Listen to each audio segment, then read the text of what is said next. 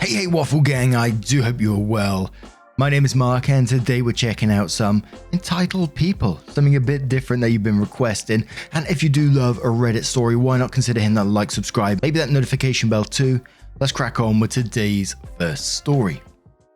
Now today's first story comes from I'm Not Sad, I'm Still Tired and says, Devin, my ex who cheated on me with my mum and received gonorrhea from her. As my ex is peeved by the fact that I keep telling people that my mum gave him gonorrhea and he wants me to stop. So I'm going to tell a story about how my ex Devin contracted gonorrhea. This is going to be paraphrased and shortened. Back in 2014, I was forced into ballet by my mother. I hated it as I wasn't the ballerina type, so I fought with my mum, but in the end I ended up giving up and went anyway. And that is how I met Devin. He was the most beautiful ballerina I ever saw. He carried himself with grace, his smile was intoxicating and everybody wanted a piece of Devin. But he only had eyes for me. It didn't take long before we started dating. He was 16 and I was 14. I was in love with Devin. He was supposed to be my knight in shining armor. However, Devin was just a pussy wrapped up in tin foil. About 5 months into our relationship, Devin and I went to a party. Halfway through the party, I lost Devin, so I went looking for him. I found him receiving oral from another girl. I just walked away. I was trying to walk home when the "See you next Tuesday" muffin rolled up, telling me to get into his car. I didn't want to. I told Devin to go F himself. I would rather walk home in the goddamn dark than deal with his b-ass. I don't remember how Devin convinced me to get into his car, but when I did, I just wanted to know why. Why did he cheat on me? That son of a bee tried to gaslight me. Nothing like that happened. He doesn't know what I'm talking about. I saw nothing. It's not what it seems. I was making things up.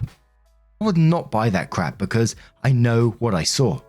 Then Devin cut off the headlights of his car and just floored it down the dirt road with no streetlights. And just screamed how he was going to kill us both and how when someone found our bodies, they just assumed it was an accident. Devin then stopped the car and told me that if I bring up that girl one more time, it won't end well for me. Devin drove me home after that.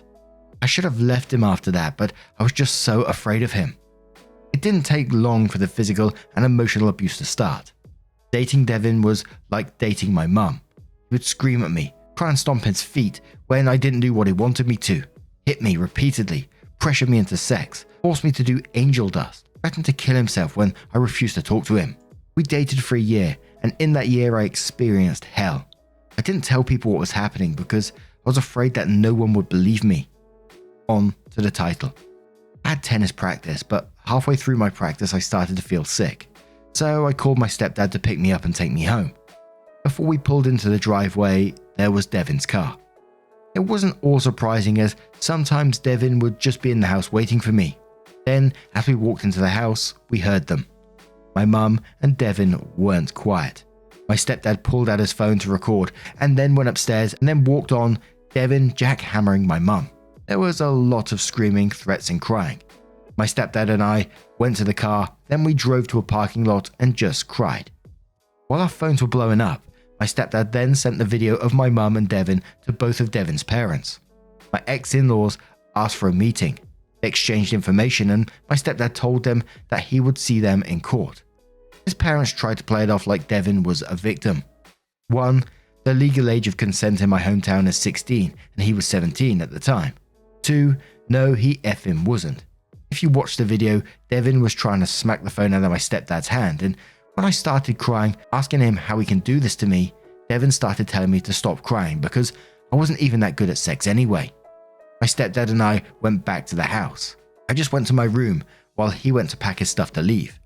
My mum came into my room and I was crying because even though Devin was a piece of crap, he was still my boyfriend. My mum started making fun of me for crying. It's not my fault that your boyfriend wanted me. Boo-hoo, stop crying. Maybe you put on some more makeup, you can keep a man. Then she went on to say how Devin pleased her so well, that he knows how to make her come like a real man, and unlike my stepdad, he knows where the clit was. That Devin would always tell her that she's tighter than I am. All the while, Devin was trying to call me.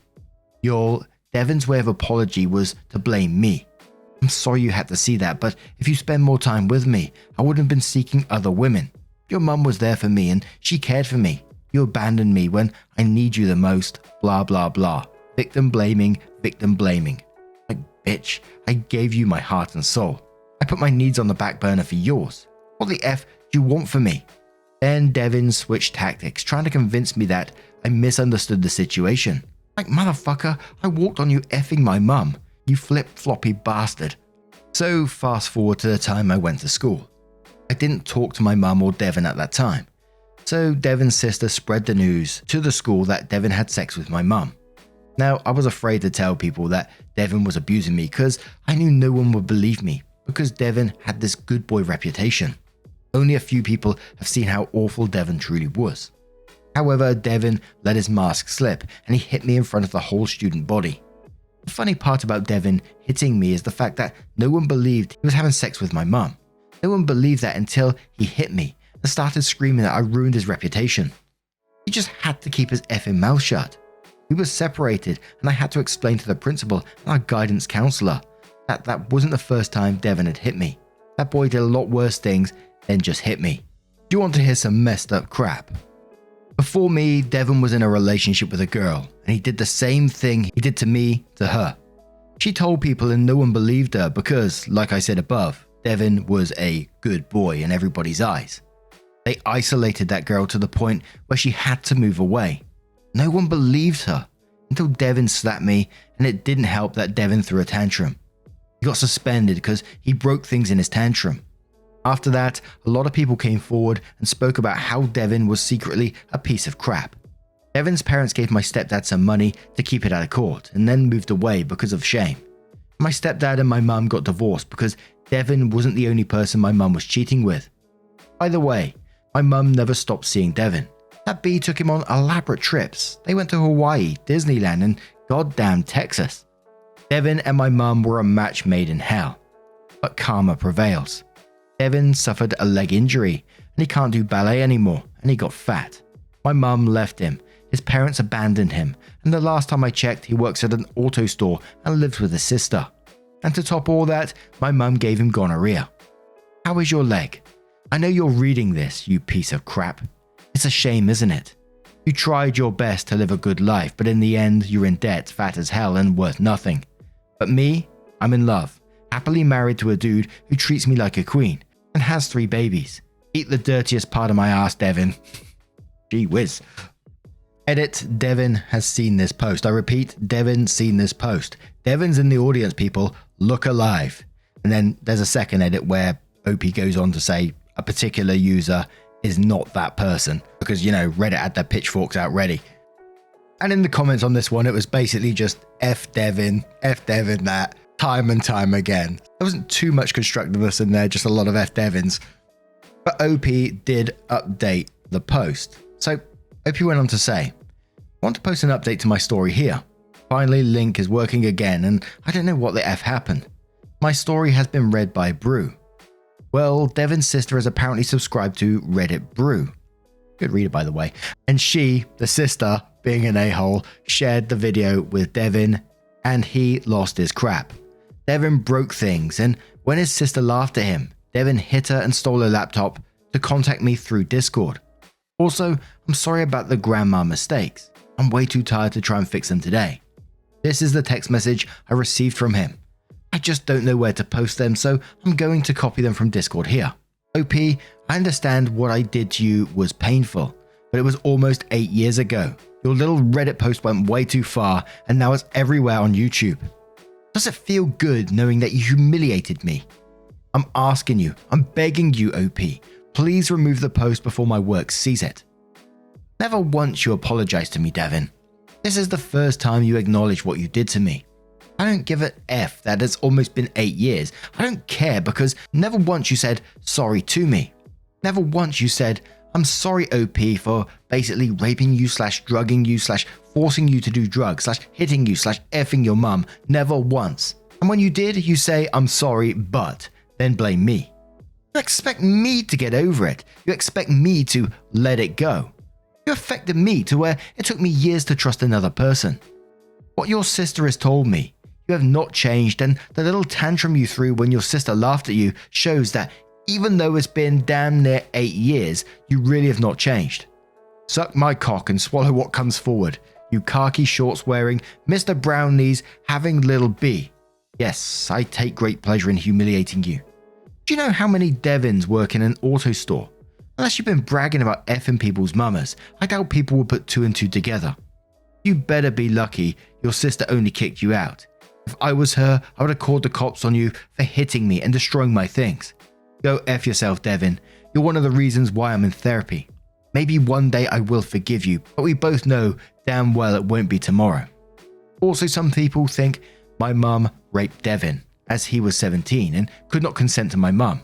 Yeah, that's bullcrap. Devin was a predator. He was 17. He was 17, so when their little love affair started, he was above the age of consent in my hometown. I'm not saying what they did was right. I'm saying Devin knew what he was doing. Devin was a predator. He knew what the F he was doing. He knew when to keep his mouth shut and when to speak. He knew who to target, who to become friends with. He knew who to abuse and who to be buddy-buddy with. He targeted the weak and friended the strong. Devin was a predator. He was not a victim of my mum. Just because he was young does not mean he couldn't consent.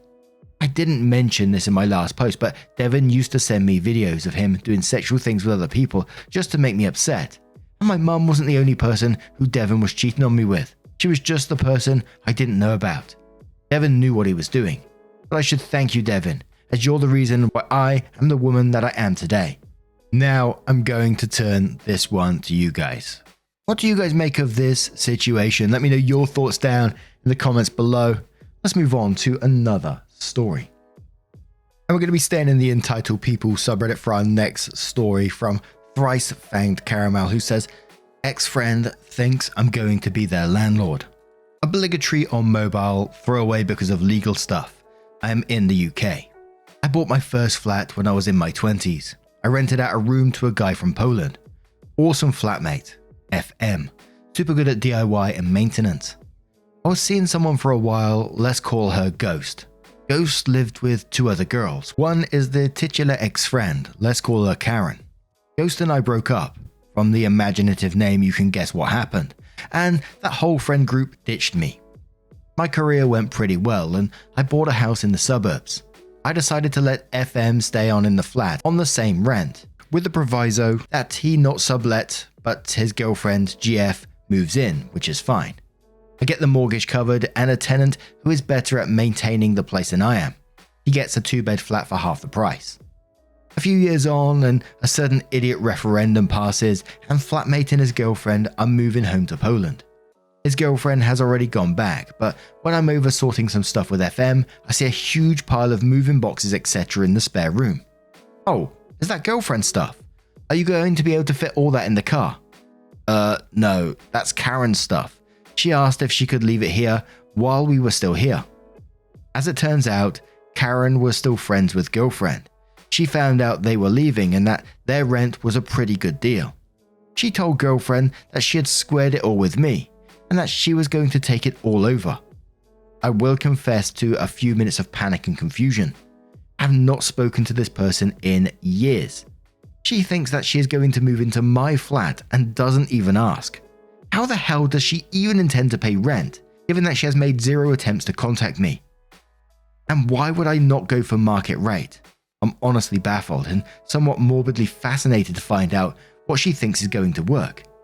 I don't really want to get in some kind of ridiculous squatters' rights squabble with them, so I contacted my solicitor, think a non-trial lawyer.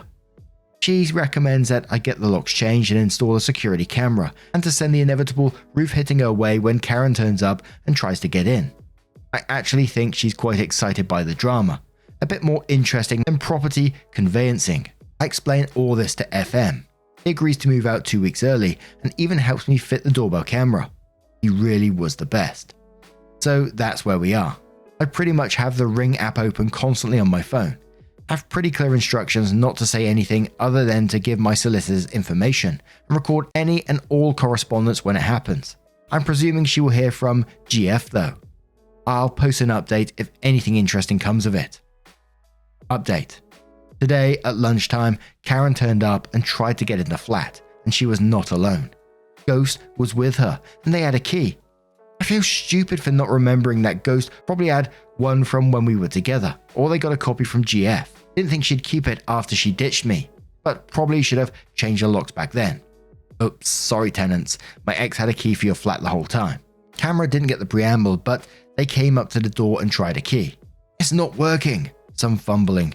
He's fucking changed the lock. Some more descriptive language, presumably about me and my parentage that I can't wait to have a lawyer read back to them. They continue to take turns trying the key. I connect at this point but don't say anything.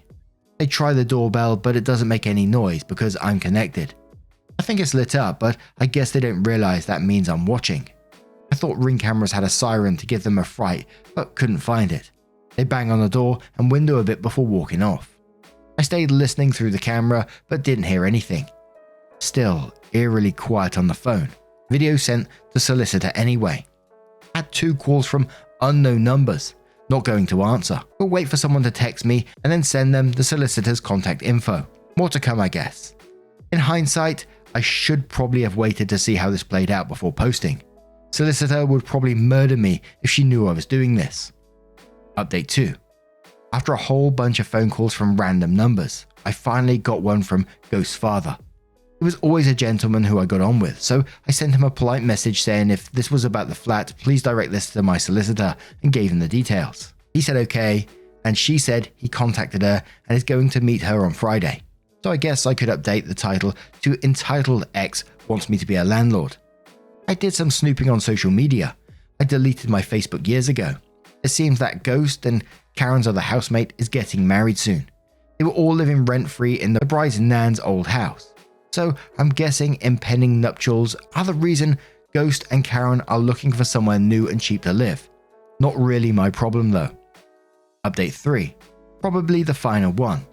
Has taken a turn from the entitled to just plain dumb. With my apologies. There is not much drama and it is all secondhand. Karen, Ghost and Ghost Dad met with solicitor today, where they unveiled their secret weapon. They had a copy of my lease with FM. I was right in that their rent-free ride was over and they had no money saved. Ghost had been used to me as a cash machine for years, I guess. So thought I would just roll over. Lol no, as the kids may say. So these brainiacs' plan was that they would take over the existing lease agreement with FM and GF without my involvement. They had a key, they had my payment details from the tenancy agreement. GF just cost FM and her a wedding gift. Luckily the account's sole purpose was for rent, so I can change that number easily. They thought they could just write their names on the form as well and it would be legally binding. Never mind the fact that there is no subletting, the agreement was with someone else and the agreement was terminated by FM. Solicitor says they only tried to argue their point for a minute before giving up. Meeting at our office gave a real home field psychological advantage, I think. That and, every freaking law in the land. She was laughing on the phone about it. Honestly, these people are nearly 40. How have they no idea how a lease works is beyond me. Although I don't think they believed it. I think it's just because they got caught in a trying to spin. Long stupid story short, Ghost Dad has agreed to pay a moving company to collect the boxes and bring them to his house. I need to be there for that, but I will slam the door at the first sign of anyone other than a mover. I'm out about 350 quid in solicitor's fees. I can accept that. Like I said, no wedding present for FM now. I mean, I prefer not to have that happen, but who knows what would have happened if they got in and got their day in court. There is a non-zero chance I could have been screwed by a justice based on some sob story. Even in the likely case I'd win. The only people who'd make money in these things are the lawyers. Punitive damages aren't really a thing here. The courts would have just sent everyone on their ways. At least I'll always have a video of my ex failing to pull a fast one on me, and the record of her being called to my solicitor's office like they've been called to the office by the head teacher. Quick note on why I didn't just chuck her things out the door. Flats here tend to open to the outside, not a corridor, so it will be the same as chucking it out in the rain, and there is a legal duty of care. It's called being an involuntary bailee. It sucks, but it's a pretty common landlord problem, and Karen is a Karen. At least twice I've seen her complain in a restaurant to get her meal comped. Rules are a weapon to use against others. She would absolutely have made trouble for me. That's hopefully it. Thanks for sticking with me. Apologies if it didn't live up to expectations of drama. Hopefully, at the very least, it will serve as a cautionary tale about changing locks if you get dumped. Now, you know me, I love a landlord, I love a neighbor story, I love entitled stories as well. I don't love the fact that, OP's going through a difficult time having to deal with these people, but the fact that what's going through the entitled person's head, that they think that they can just get away with this, somehow, write their name on a lease and think that's going to be it. OP's going to accept it and, they're going to get a great deal on rent. And I always find it real bizarre and concerning that there's many people out there who have this kind of logic and will think along these lines. But how about you guys? Do you have your own landlord neighbor based drama going on? Let me know your thoughts down in the comments below. Now, just a huge thank you from the bottom of my heart for getting involved in today's stories. Your love, your support and time always means the absolute world to me. So thank you so much for being involved, and hopefully I will see you in the next one. Take care and much love.